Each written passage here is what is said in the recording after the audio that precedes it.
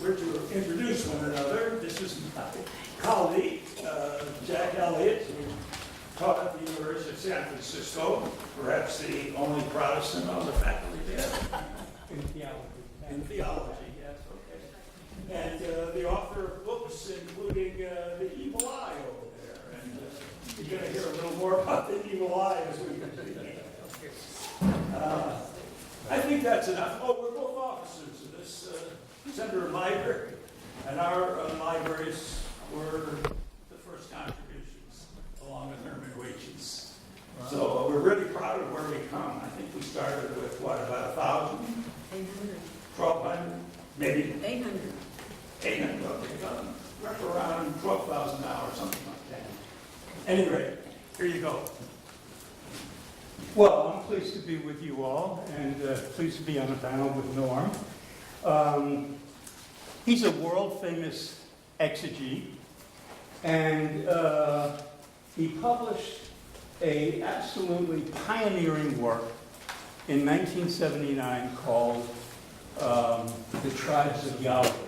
He's published a lot of stuff in the meantime, and after that. But that was a pioneering work in which he illustrated how it's important to read the Bible with the eyes of a sociologist and an anthropologist. And I was doing the same thing in the New Testament on the letter of 1 Peter.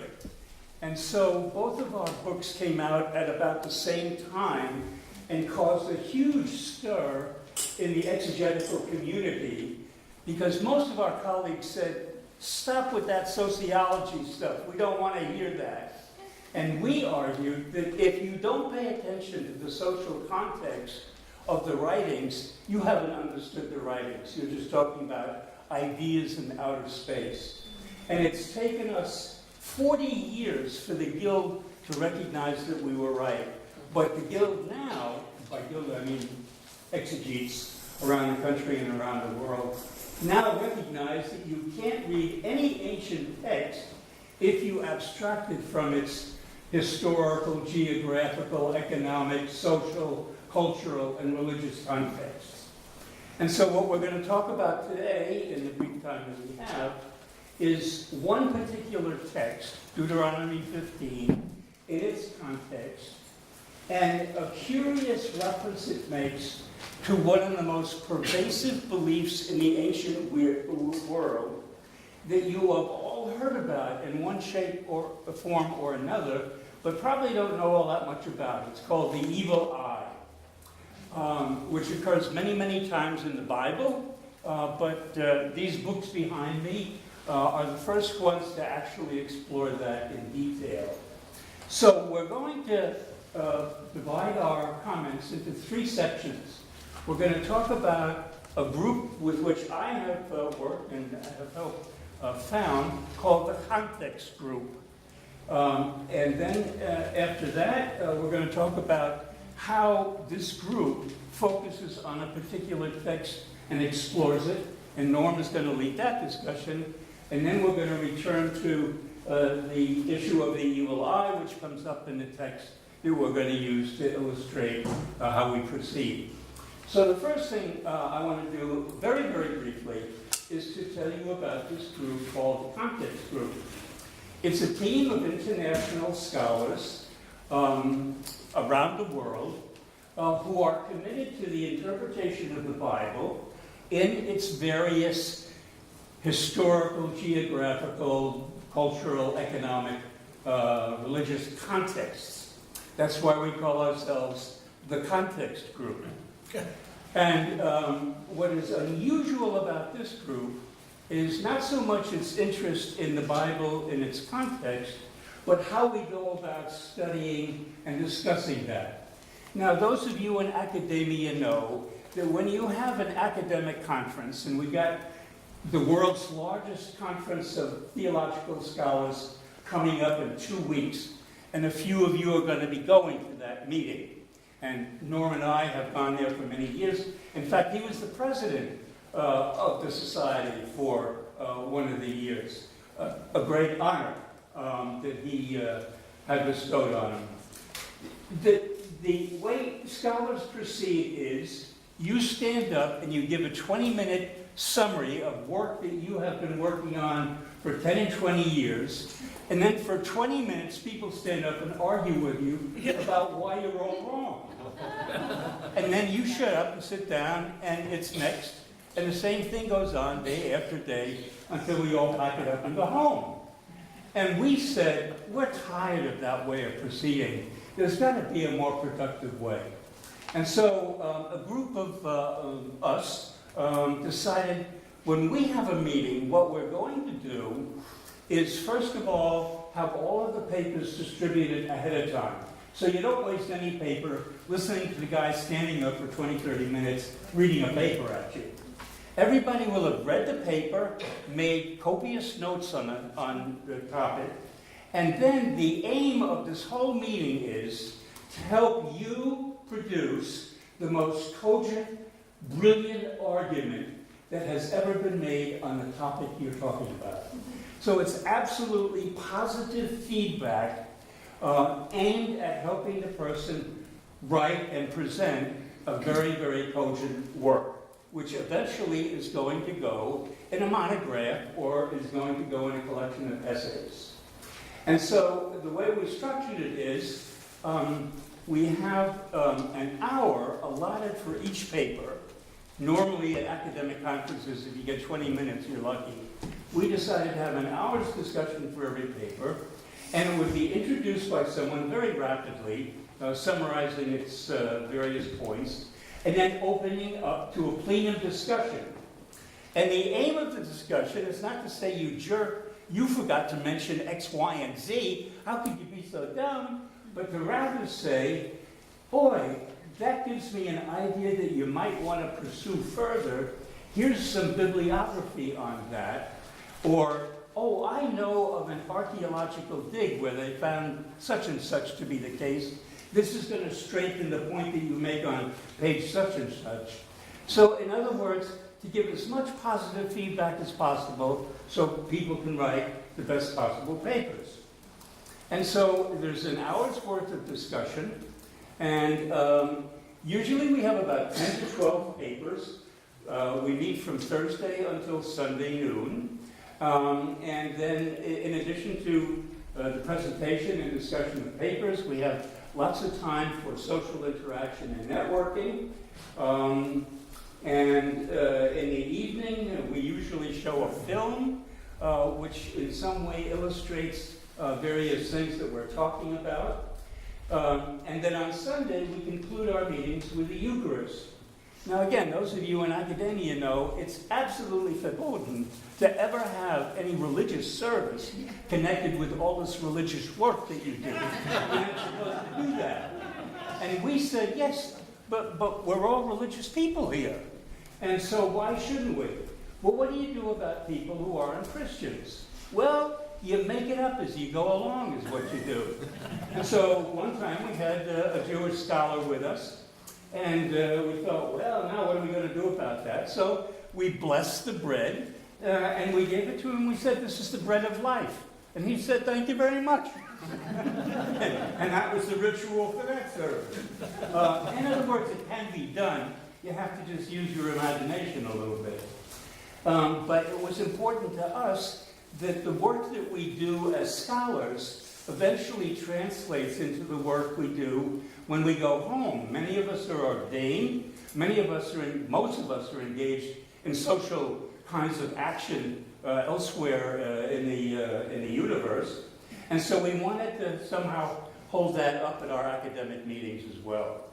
Well, we've had a really profound influence on the Society of Biblical Literature and the American Academy of Religions. So we've seen a number of new groups proliferate in the societies that have now realized that it's absolutely essential when we talk about Scripture to interpret and approach Scripture within a cultural context.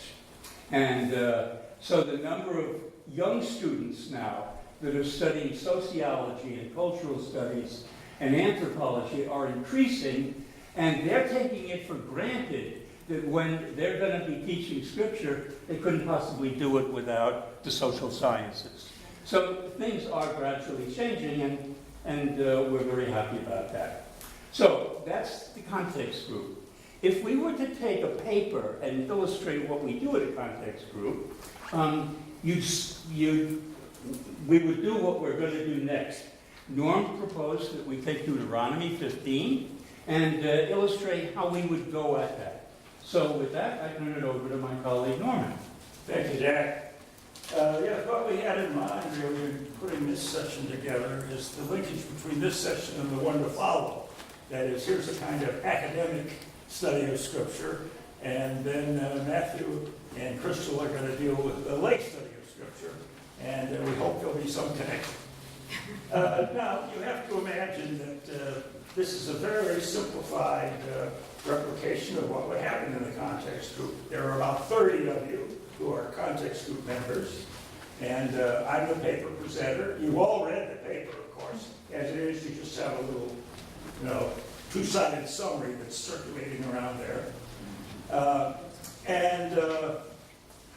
We're going to make a point of some of these elements in the paper. We're going to read the passage, and then we're going to give what would really probably amount to a scholarly introduction to the main part of the paper, which I'll say a little bit about, but which we won't have time to expand. So, if you have found the flyer, you can follow along. Deuteronomy 15 reads as follows. At the end of every 7 years, you shall grant a release.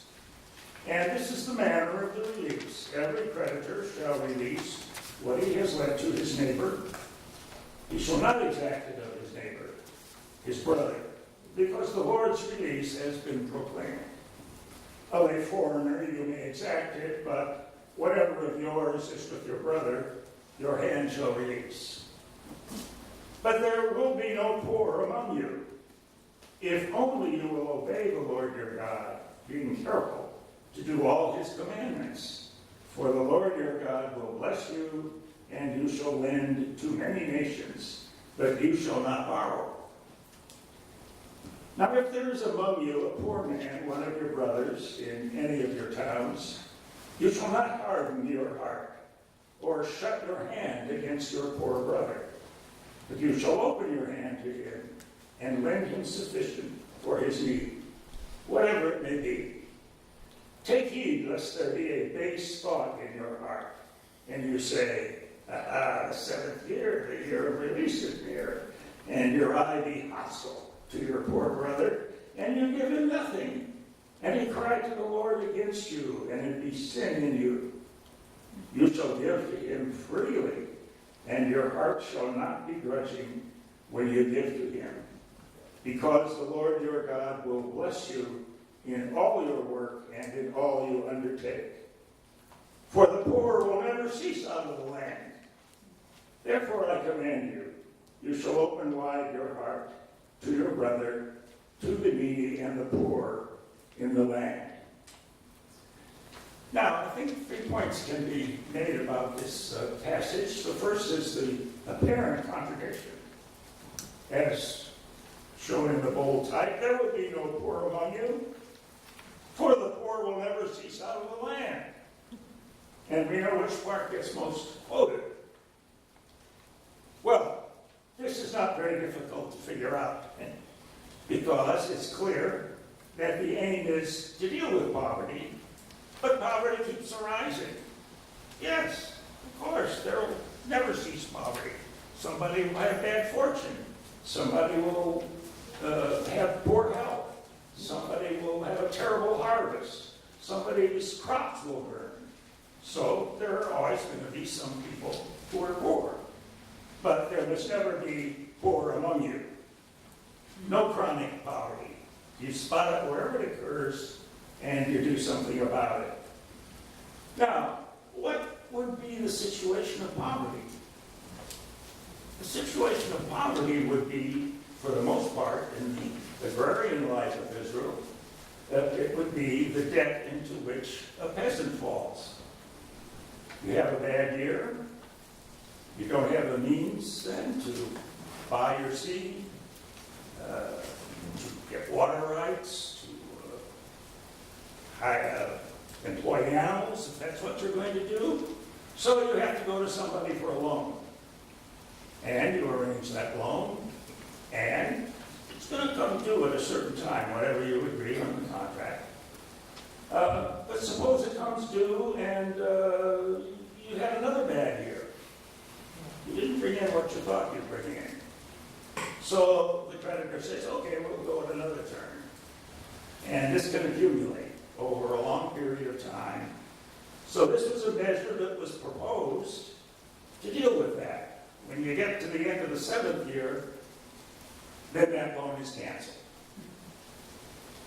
Now, what would be the point of such an arrangement then? The point would be to deal with any kind of poverty that has arisen.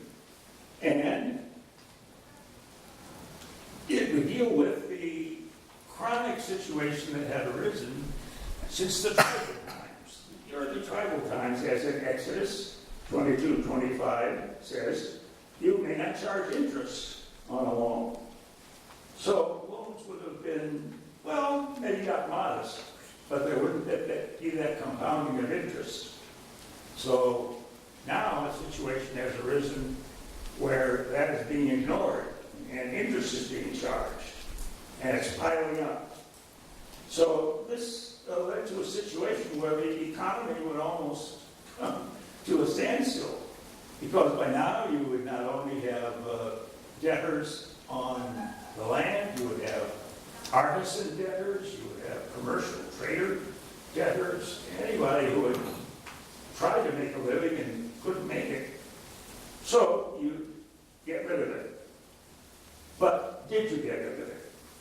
That's the question. Was it ever followed? Was it ever practiced at all? Was it practiced to a very late date? Did it apply to things beside land? What was going on in all this? Well, the Bible doesn't tell us too much. It does tell us a few things. For instance, in the time of Nehemiah, which is after the exile, the problem had arisen. In fact, the Jews were crying out against their fellow Jews who have become harsh creditors. And Nehemiah was kind of upset by it, and he instituted a reform, canceling all of this that had arisen. Well, maybe the 7th year was supposed to be applied there, but it didn't mention.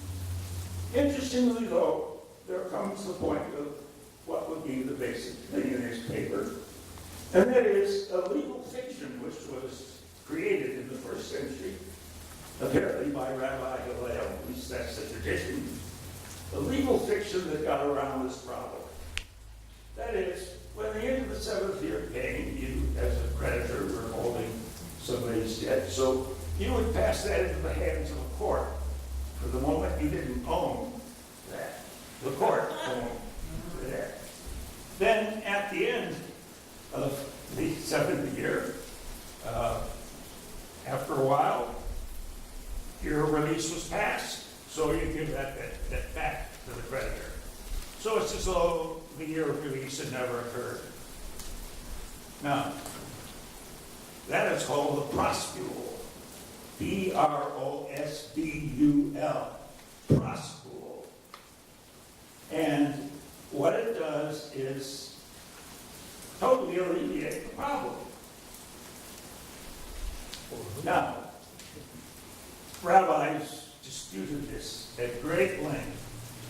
Did it ever apply outside the land? Did it ever apply to anything but land? Was it something that could be set aside?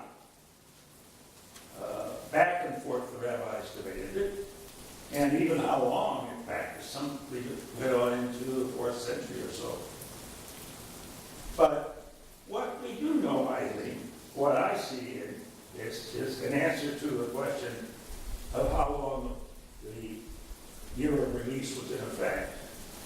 I think it was in effect, at least in some circles, until the time of Elliott. He would have no reason to introduce this fiction unless it was being practiced. Again, how widely, we don't know. Now, was this a good thing or a bad thing? Well, on the surface, it looks pretty bad. Debt keeps accumulating. There's no release from it, etc., etc. But when you think about it, if the year of release were really practiced, the economy would virtually come to a standstill. And poor peasants, poor artisans, poor traders who needed a loan in the 5th or 6th or 7th year, they're going to find that hard. 6 months, I give this guy the seed for next year, but in 3 months, it's going to be canceled. No, I'm not. I've got a hard heart. I think called a hostile eye, too. We'll see about that.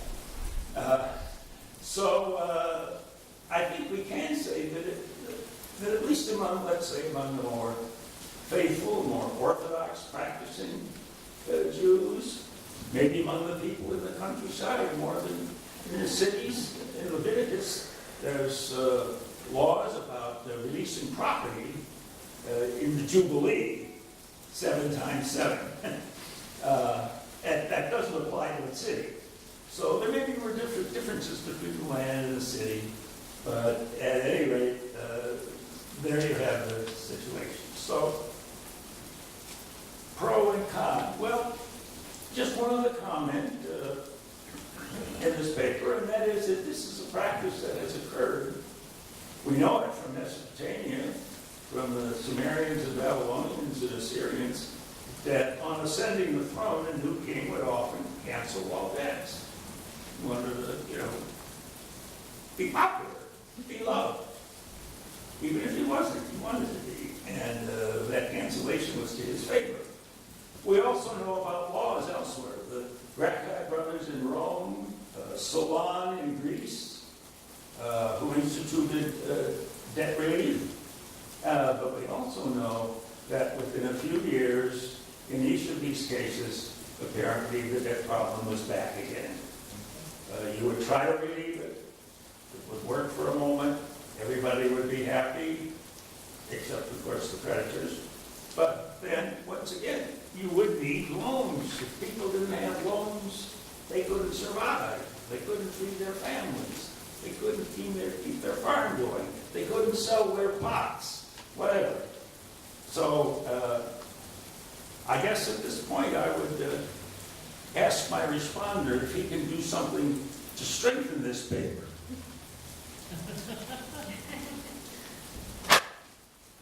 An interesting element in this text is, as Norm pointed out, at one point it reads,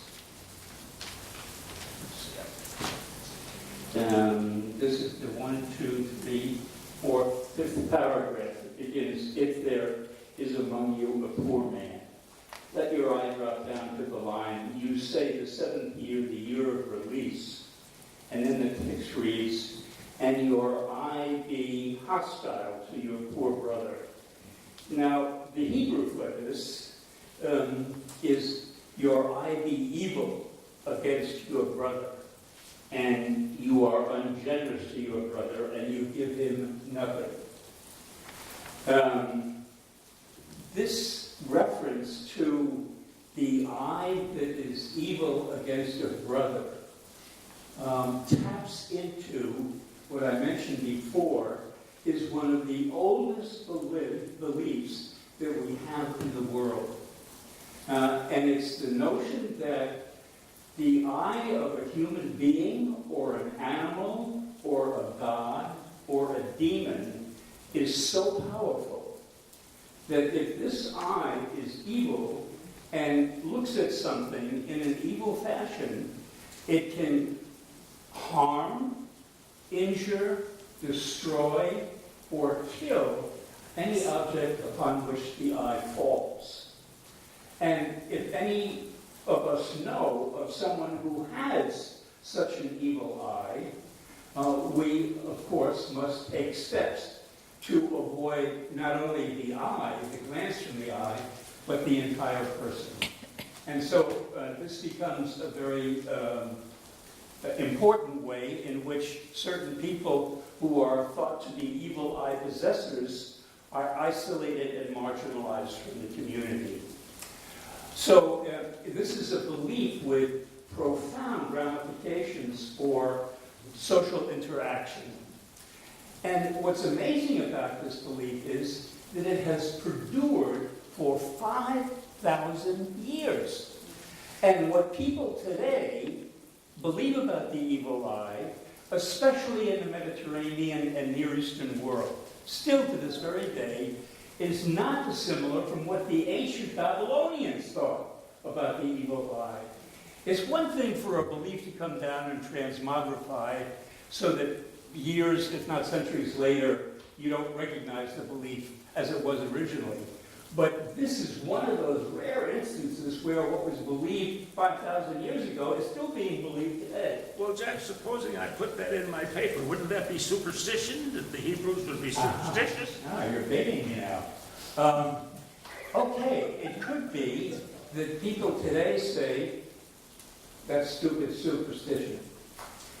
But I'll tell you a story from my own experience. I was doing research on this, and we were traveling, my wife and I, to Greece. And we took a time out from our travels, and we went to a little town near the Mediterranean.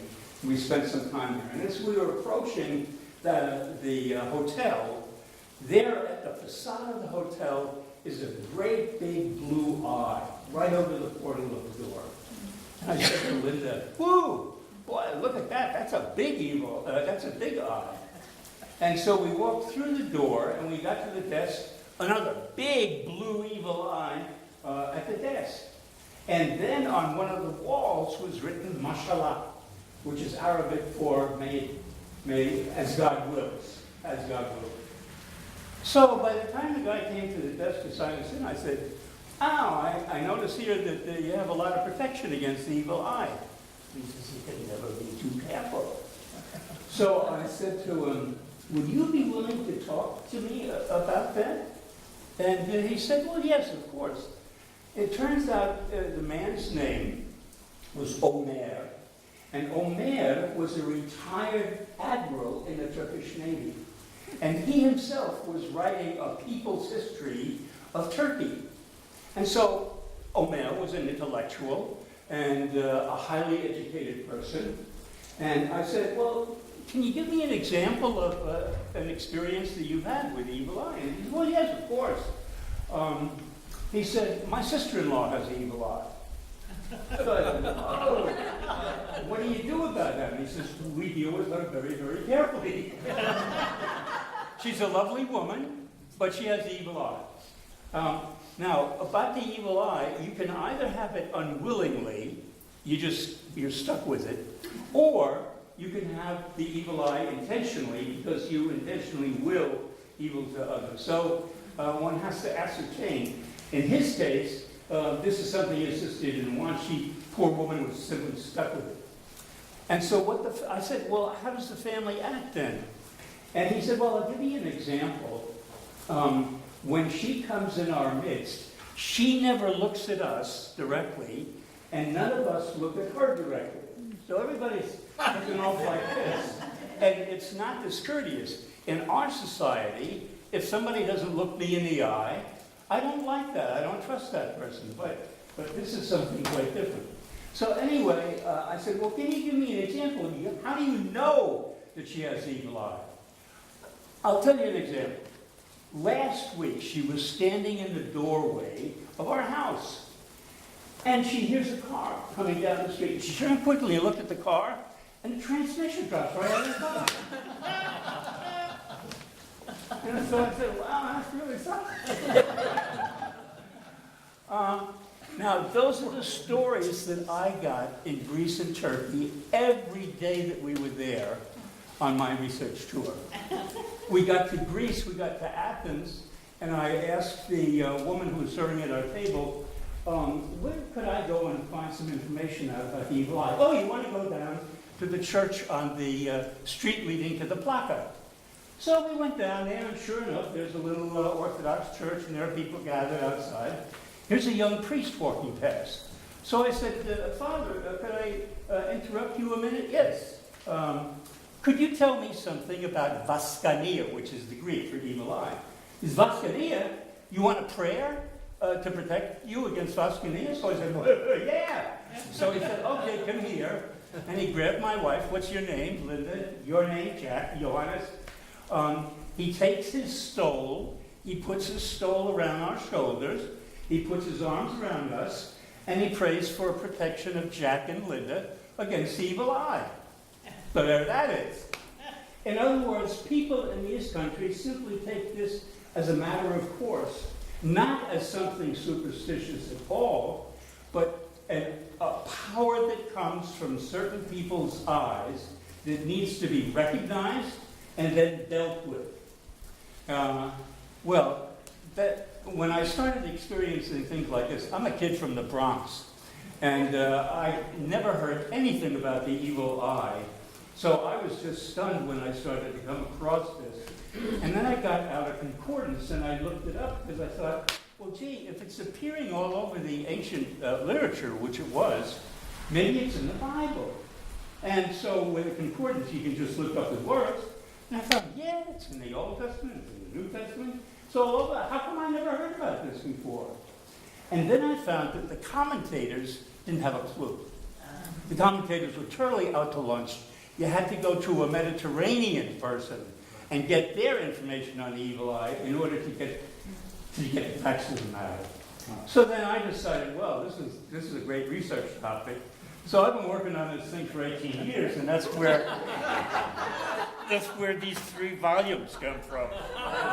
There's one more to come. With one more to come, yeah. It is. Take a look at this, even if you don't buy it. You thumb your way through it. You can see it is absolutely fascinating what various cultures have construed as the evil eye and how bad it is and whom it attacks. The evil eye anybody can be a victim of the evil eye. But if you're successful, you're especially vulnerable to the evil eye.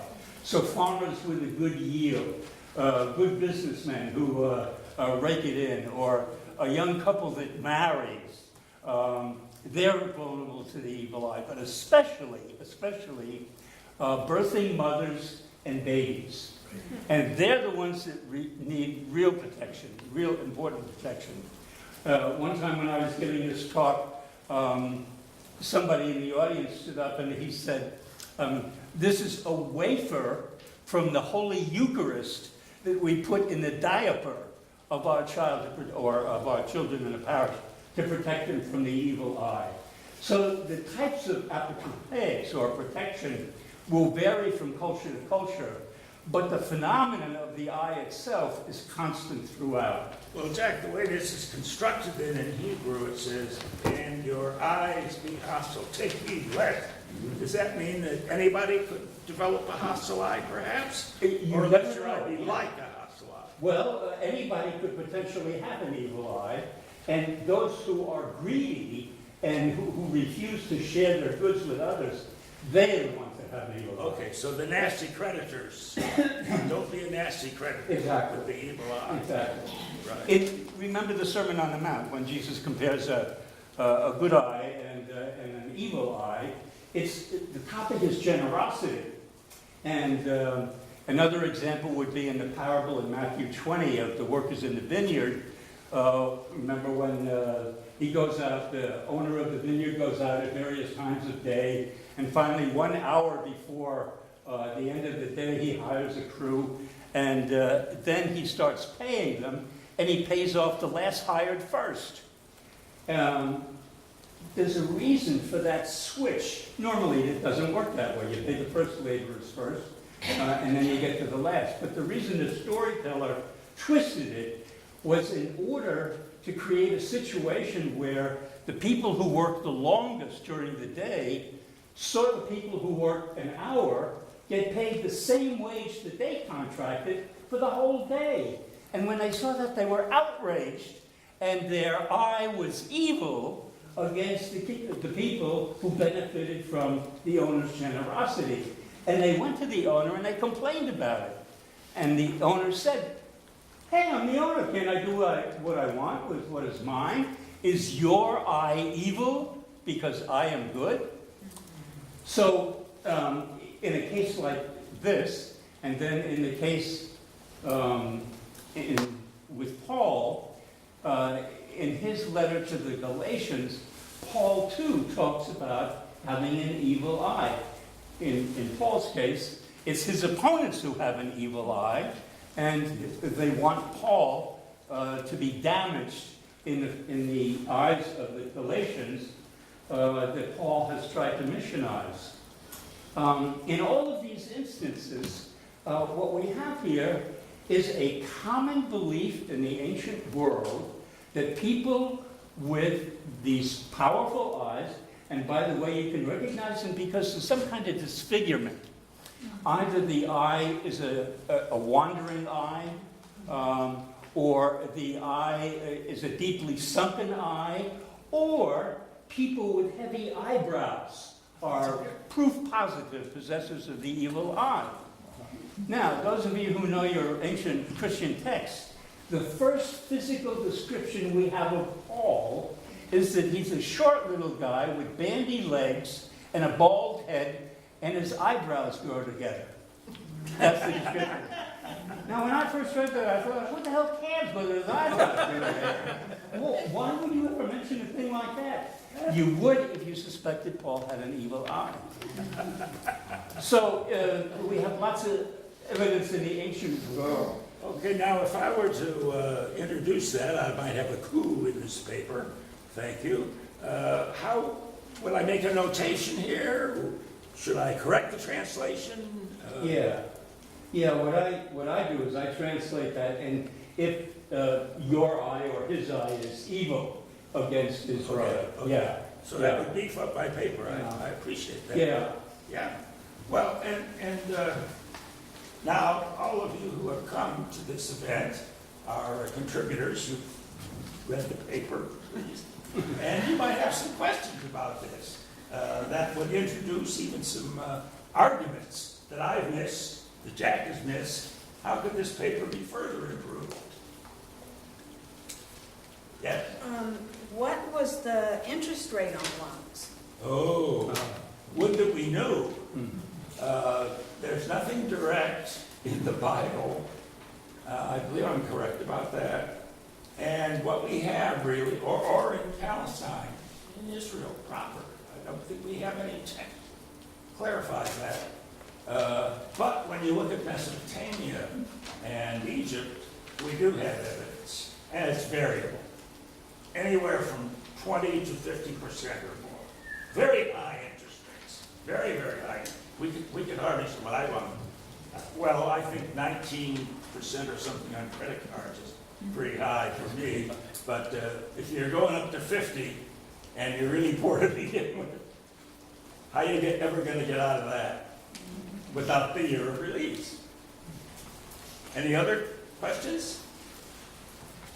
Please. Just a comment here, talking about the persistence of poverty.